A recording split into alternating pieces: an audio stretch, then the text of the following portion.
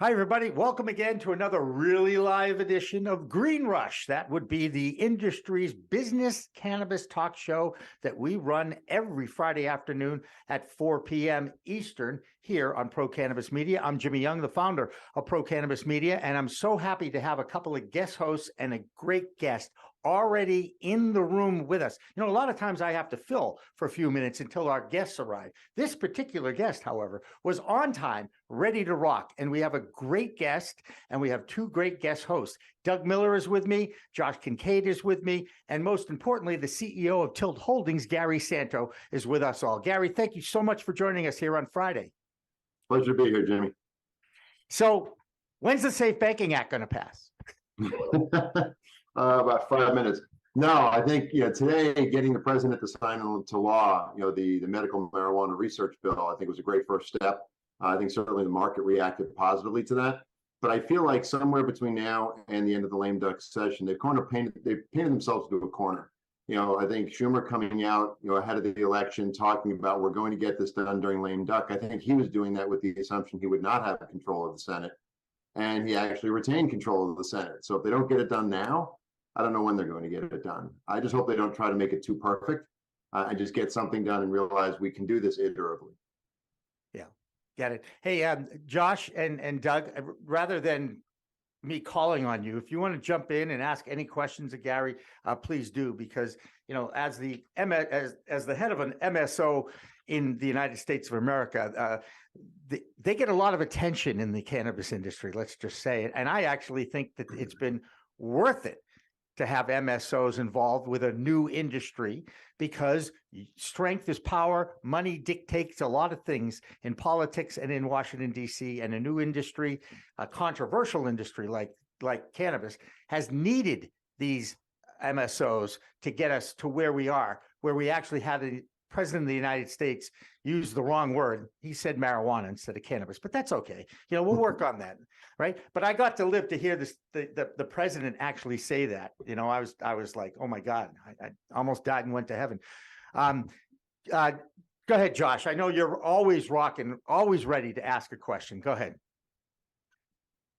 Well, I guess, Gary, I got to ask you, what's your sentiment on some of the debt right now? So we've seen both in Canada, top 6 MSOs owe 73 million in USD to the government, and same thing, top 10 MSOs in the US owe $500 million, $500 million. Is that a result? Wondering what your sentiment is, wondering what the result is. Is that high taxes? Is that just inability to pay? What's your take? The amount you quoted for the US MSOs, that's not the debt load they're carrying. That's the amount they owe in taxes, or right? Okay.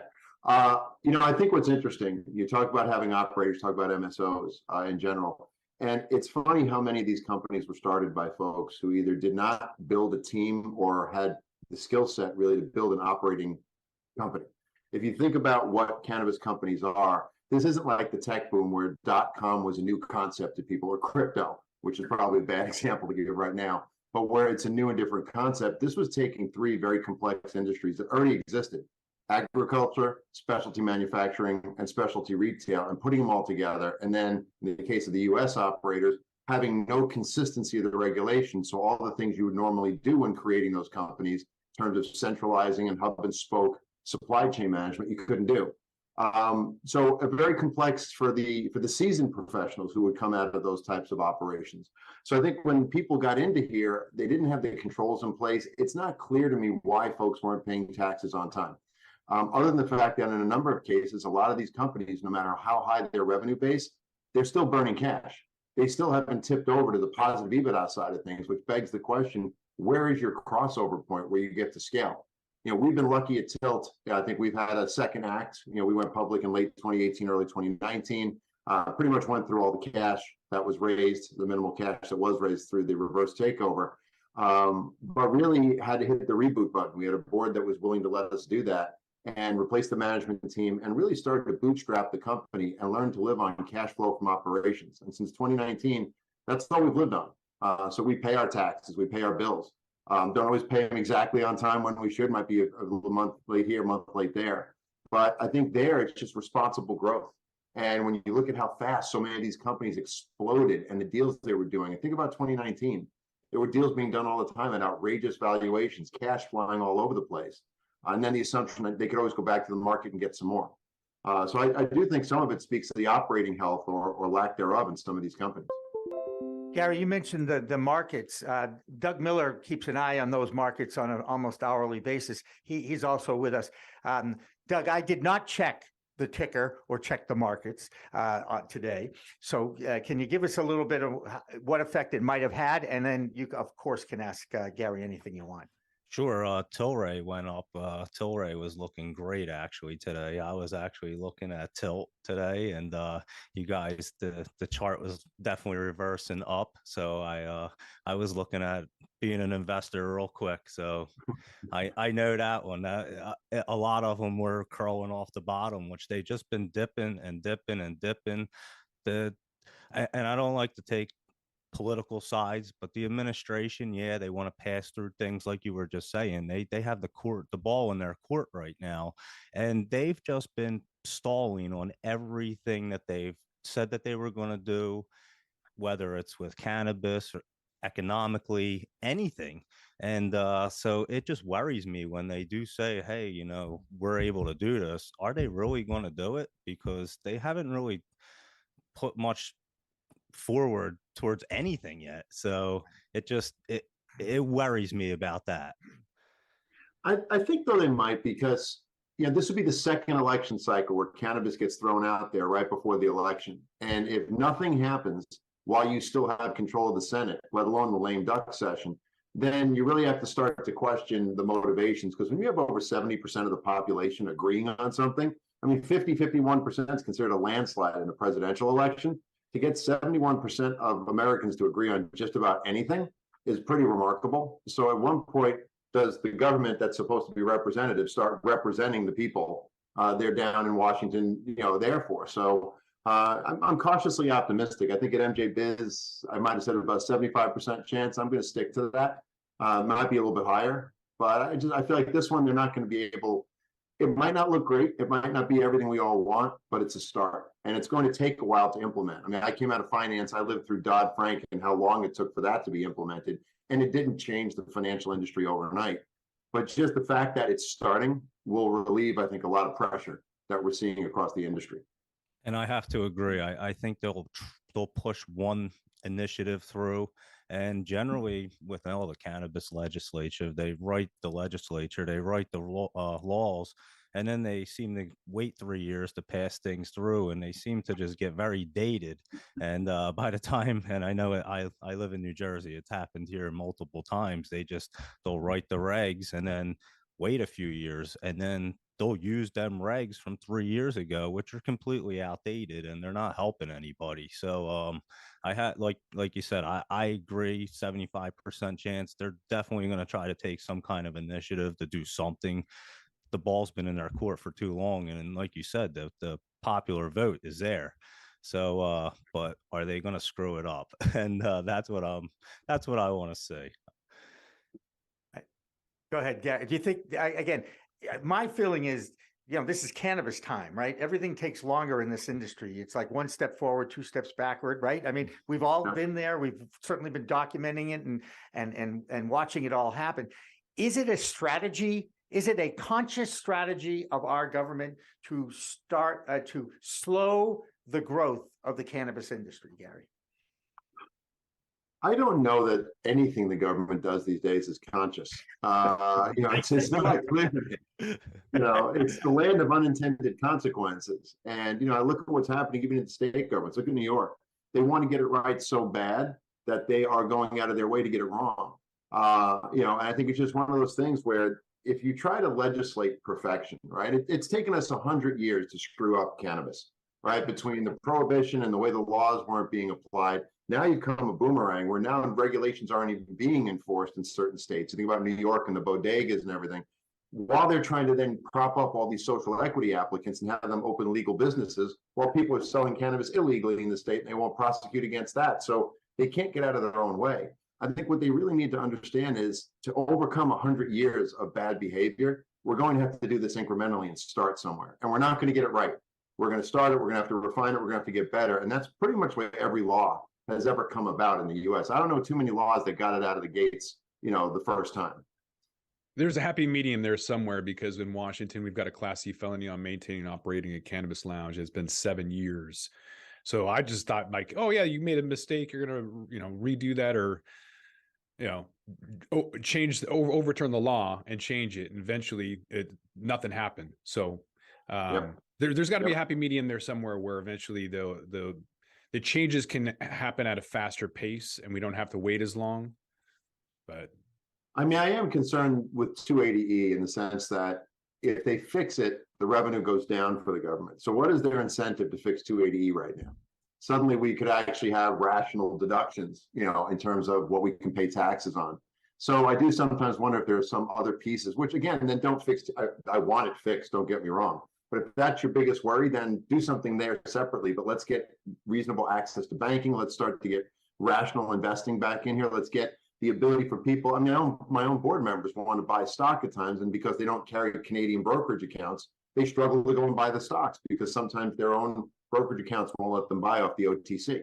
So it's kind of a strange universe that we live in. I mean, you take all those things I talked about earlier, the difficulties associated with each of those individual industries that we've all moshed together, and then add to that, let's go trade on the nascent exchanges up in Canada, and let's see how it works out. So it's for those of us that make it through, I'll begin to think that we're like the cockroaches of the universe. You can't kill us. You can try, you cannot kill us. So what do you it's think? kind of fun to be here. What do you think is going to be the one thing that's going to allow Tilt in order to trade independently of the news? I've been kind of taking a survey, asking a lot of CEOs, same question. I asked Morgan Paxia of Poseidon. He's got an ETF that he launched, and it's like, if you look at it, this isn't financial advice, but if you look at it, it looks like it would be fair value because it trades so low. Seems like cannabis stocks only trade with the news. They don't trade independently of their own financials. I'm not talking about just not even fundamentals, but even technicals. So what is it going to take in order for that breakout to occur? I think we need to get the right investors married up. This is a high growth industry, right? It's an emerging high growth industry. It got out of the gates in a way that very few emerging industries, other than maybe .com, really did, right? You had all this money pouring in before people really knew what was going to be happening with that money, what growth was going to look like. And because you could not trade on the big boards and bring in the institutional investors, you ended up with a mismatch, right? You never want to use short-term money to finance long-term debt. Well, you have retail investors financing high growth. And a retail investor doesn't have a 3 to 5 year horizon, and they're not looking for companies to reinvest in themselves. They're looking in 12-month increments on what their return is. They're day trading. So I think part of it is getting the institutional investors into the space because they are the ones most likely to be the ones to take a look at the underlying fundamentals and say, okay, this makes sense. I understand why they're doing this at this point. It's not top line revenue growth at any cost. And I think that's the piece, the biggest piece that is really holding back companies from trading. So I watched a couple of earnings cycles now, and the last couple have been tough. But honestly, the dislocation was there even before. We saw companies putting up good numbers back in the beginning of the year and still trading down, which made no sense whatsoever. And the reason was, well, we thought that legalization was going to occur sooner and it didn't, or safe banking was going to happen and it didn't. And if that's the catalyst and putting up a good quarter isn't, then we've got to fix the investor base somehow. And I can just say something. You were talking about the day trading, and there are so many cannabis companies that are in the penny stocks that they say, and a lot of them go under so fast, and a lot of them, I mean, till obviously you have a lot of things going on, you're legitimate. A lot of them have zero going on, and they are just pump and dump type stocks. And I think a lot of people kind of got burnt by a lot of the cannabis stocks, and I know a lot of people that have. And like I always tell people, you got to do your due diligence, and you really got to look into these companies and pay attention to what's going on, because they can go up and down so fast.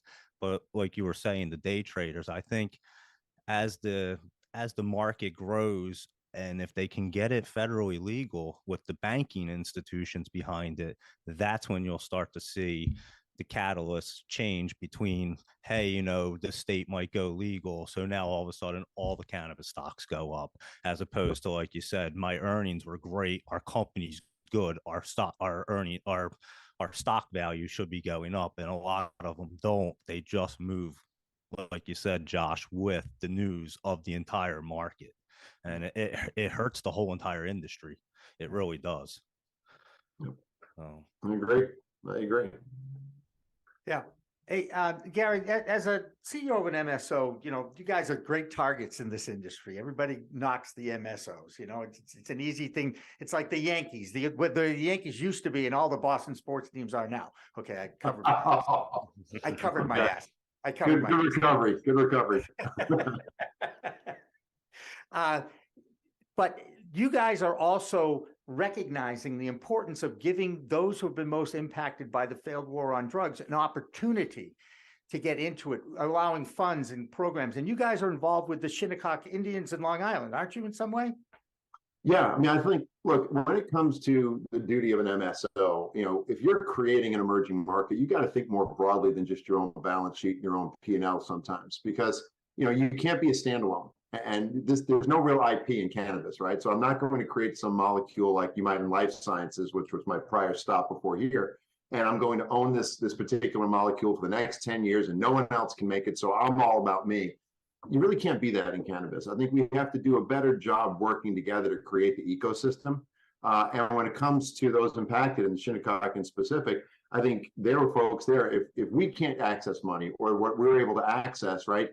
Millions of dollars we spend and the learning exercises we've had to go through building a company, well, then you turn to someone like the Shinnecock or any of the other social equity applicants out there who have even less access to capital, but all the same challenges the rest of us have. Just getting them a license isn't good enough anymore. I know it makes everybody feel good and let's donate some money to the Last Prisoner Project, and those are all good and worthwhile exercises. But if all I'm going to do is hand a license to somebody in an incredibly complex market, and it's hard enough to start a business in the United States on top of that, and just throw them in the deep end of the pool with maybe a few dollars and say good luck, then I'm just creating a case study for why this failed and what we need to do differently.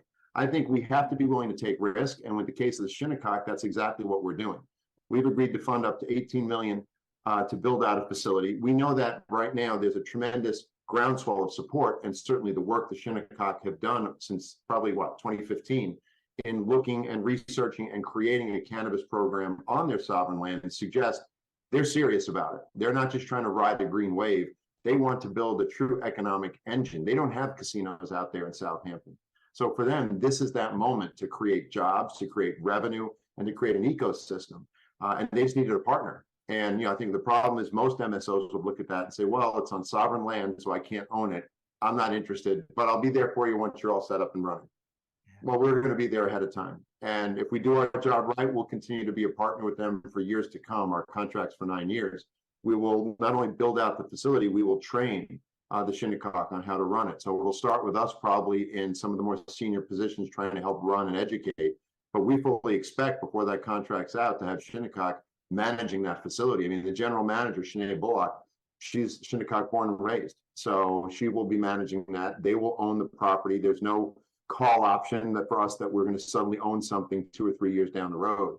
And when I look to, Doug, you talked about New Jersey. When I look to New Jersey and some of the social equity licenses there, we're getting questions all the time about, hey, I'm a social equity, I'm a license holder, I just need to hold it for a certain period of time, and we can do the 5149, and you can buy me out in 2 years.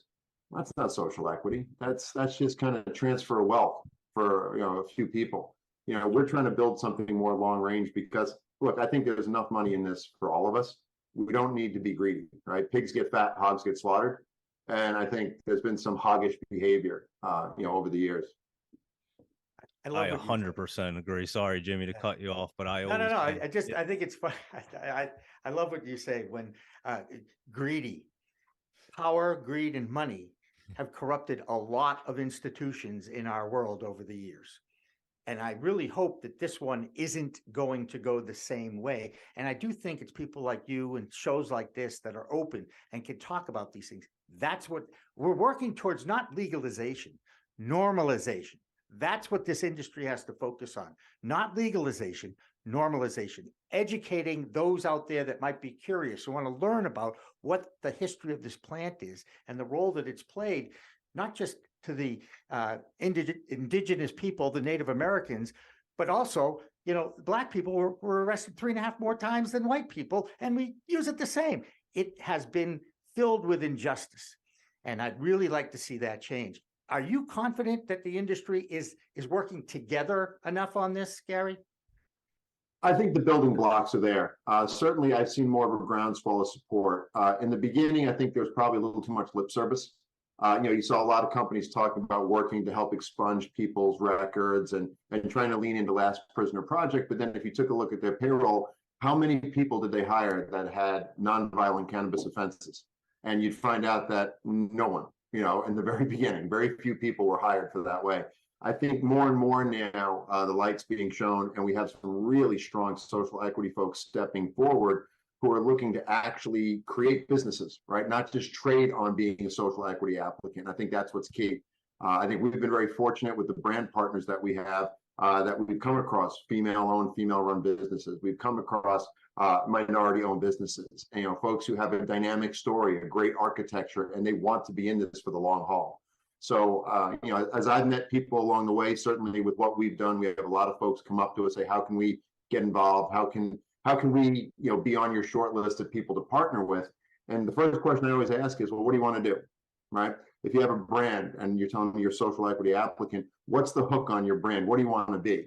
And for those that just sit there and say, well, I want to be everything. It's like, okay, well, that's not going to work. Tell me what it is that makes you different. Now, maybe it is you're a social equity applicant. Okay, it's worth having a conversation, but you've got to have the same business acumen.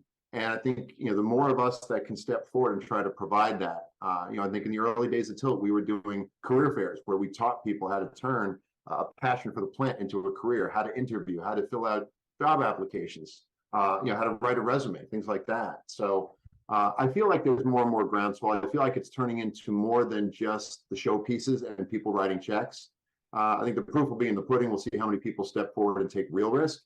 I think we're probably a little bit out in front on that one. I was pleasantly surprised when I pitched the idea to our board, and they said, sure, it's okay, let's put it at risk. And we're certainly not swimming in cash. That $18 million doesn't mean anything to us. But I think that's what it's going to take. Hey, Gary, with your tribal partnership, did you ever have any unique product offering conversations around blunts or anything that they're able to offer that the other markets can't? We didn't get to that level because what I didn't want to end up with was a situation where it only worked on sovereign land, right? Because I think one of the things that made the Shinnecock unique was they took a look at the New York State regulations and they see the wholesale play. And certainly if you take a look at the way the regs are playing out in New York State, it's going to be a wholesale play. You take a look at the adult use and how they're trying to keep the affiliation with large MSOs off the table. Well, how are those people going to get product if they're not affiliated? Wholesale. So, they always wanted to make sure that their regs, while they could do whatever they want on their sovereign land, they tried to mimic New York State regs where possible. We haven't really gotten into the individual items. We've been working with their Cannabis Control Commission that they have there to try to help them understand how they might want to write some of the licensing and the regs, borrowing from our Massachusetts and Pennsylvania and Ohio experiences. We haven't really gotten to the product level yet. But I think it's a matter of time before we get to that level. But I think there's a desire to make sure you don't just do something that can only be done on sovereign land, because as great as that might be, you're talking about 1 or 2 stores. And Vegas seems to be getting away with it with their lounge at Nubu. They've got a cannabis lounge that they were able to open up before. But I'm wondering if what you're seeing out in the markets with some of the consolidation, distressed markets, if that's creating an opportunity internationally or domestically. Ooh, a couple of questions there. Look, there are opportunities with consolidation in general. We mentioned a little earlier, there's some companies out there that shouldn't be publicly traded companies. But it doesn't mean that there's not a reason for their business to have existed in the first place. So I think there's some opportunities there for some of the smaller players to really come together. Internationally, I do think that our friends across the sea are learning much better. If you take a look, Canada kind of started the wave and they got some things right and more things wrong. We certainly learned from that, and we're still working through our pile of what's right and what's wrong. But it feels like, over in the EU, Germany is stepping forward as a leader there. I think the medical play is what's going to make that one a little bit more interesting, and how that all pans out. But there are definitely opportunities in Europe. I think there was a point where it seemed like it was too far away, that we still had to get our US house in order. It feels like that's starting to pick up steam. And if you think about it, each successive cannabis market has come along faster than the one that preceded it, right? So I think Canada took a while, US sort of accelerated. If it wasn't for our government holding us back, we would have been light years ahead.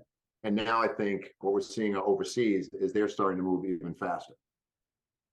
Are you guys getting a fair shake in the media? Us personally? Yeah, and in Or the just- industry in general. I think I have no complaints with how we're covered. I think, till like I said, has a second act. There are some skeletons in that closet from 2018, 2019. Some moments where the company didn't shroud itself in glory. I think we've got so many people on our team. So I have kind of an IR background, capital markets and IR. We have so many people on our staff who have done some form of IR and communications that we felt the best strategy is be transparent and be honest. Don't sit there and say how everything's great.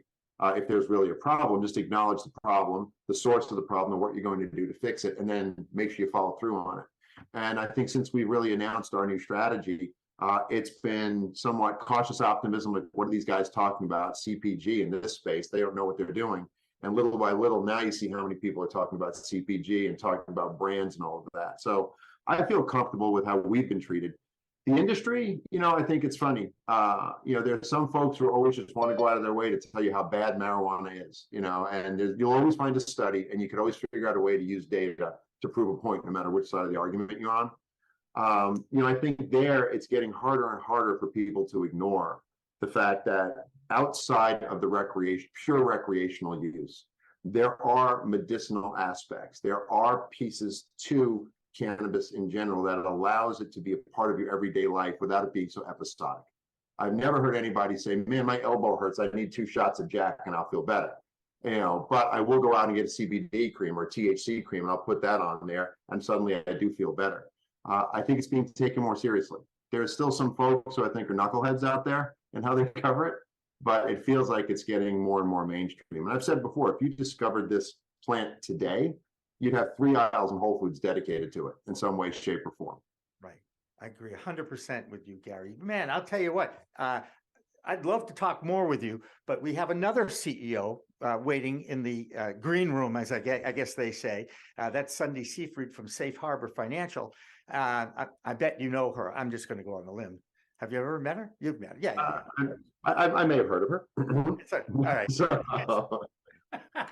you can't say anything in this industry. It's not like, oh my God, they're doing work with them. It's like, good Lord, I like a lot of the things that you had to say, and I'm feeling far more encouraged about it now than before. And I look forward to a good relationship with you guys. I mean, Tilt Holdings was the sponsor of New England Cannabis Convention in 2019 at the Heinz Auditorium in Boston. By any chance, were you there? I was not. So let's see. I was probably at Columbia Care at that time. So that's how I got into cannabis originally. I joined Columbia Care. They were there too. That being said, we live streamed 3 days from the floor of that convention. And that was kind of our coming out party into the industry.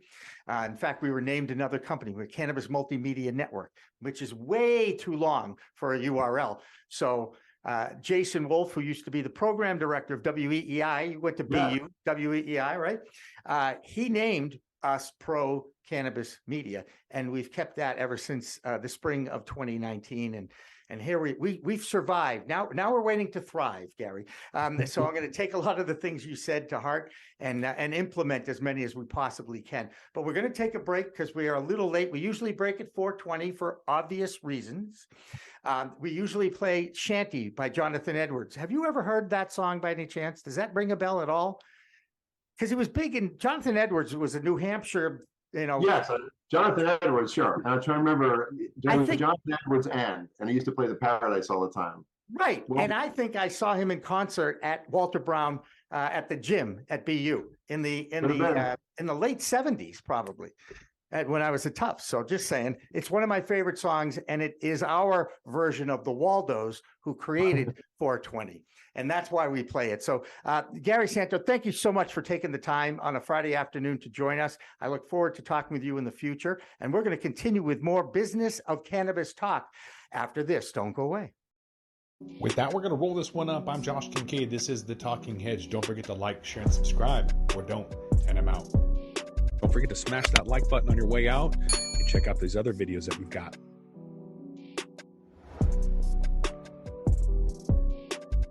Thanks for listening to today's show. To check out more great cannabis podcasts, go to podconnects.com. Here's a preview of one of our other shows.